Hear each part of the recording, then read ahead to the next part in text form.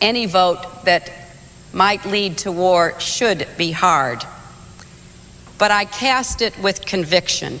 I know that there have been a lot of questions about Iraq posed to candidates over the last weeks. I've made it very clear that I made a mistake, plain and simple.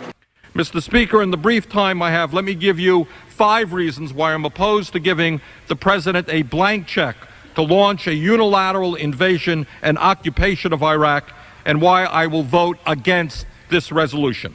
You are looking at a senator and a former congressman, and as a congressman, I voted against the war in Iraq.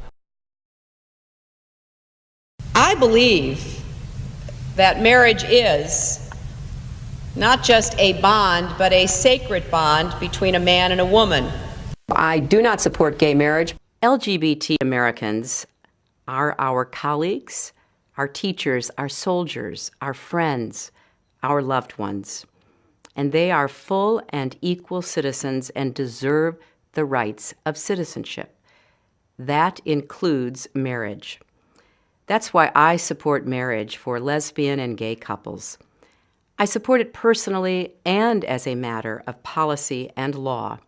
Now, my ears may have been playing a trick on me, but I thought I heard the gentleman a moment ago say something, quote unquote, about homos in the military. Was I right in hearing that expression? Absolutely. Putting homosexuals in the military. You said something about homos in the military. Was the gentleman referring to the many thousands and thousands of gay people who have put their lives on the line in countless wars defending this country? Was that the group of people that the gentleman was referring to? I'm talking about the military. People in the military do not support. That's not what we were talking about. You used the word homos in the military. You have insulted thousands of men and women who have put their lives on the line. I'm talking about you and liberals like you that keep.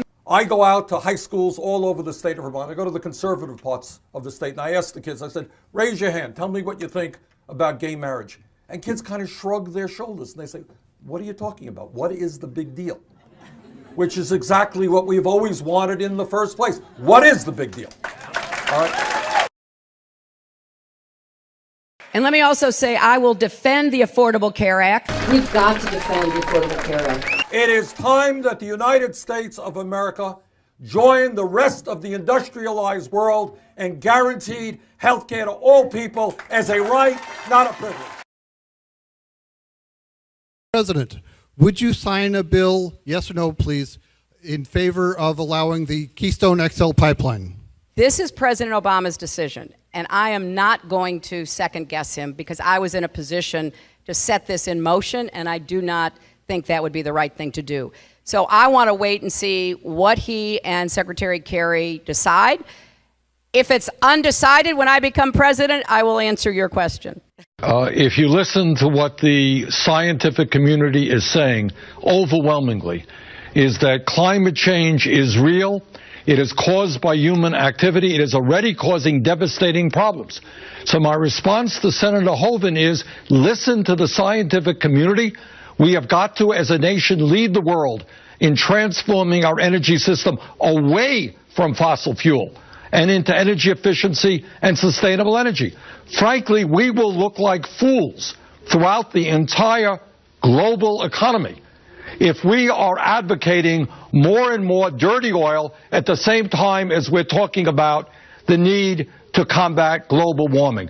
So we have got to defeat this Keystone pipeline. We've got to rally the American people to do it, and we've got to get President Obama to be strong on this issue. We need to fix our dysfunctional political system and get unaccountable money out of it once and for all, even if that takes a constitutional amendment. And while Mrs. Clinton takes aim at the influence of money, she has not distanced herself from the several super PACs that are backing her, or the cast of wealthy donors who are also supporting her campaign. In terms of the politics of America, as a result of this disastrous Citizens United Supreme Court decision, clearly the billionaires, Koch brothers and others, are owning the political process. They will determine who the candidates are. And let me say this thing. If elected president, I will have a litmus test in terms of my nominee to be a Supreme Court justice. And that nominee will say that we are going to overturn this disastrous Supreme Court decision on Citizens United, because that decision is undermining American democracy. I do not believe that billionaires should be able to buy politicians.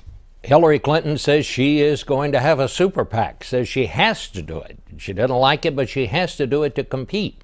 What about that? I understand where she's coming from. I will not have a super PAC. Look, we announced a week and a half ago, Bob, and since that time, we have had 200,000 people go to BernieSanders.com to sign up for the campaign. We've had close to 90,000 contributions. Do you know what the average contribution was?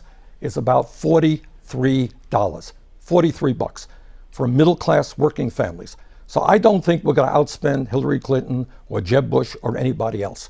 But I think we are going to raise the kinds of money that we need to run a strong and winning campaign.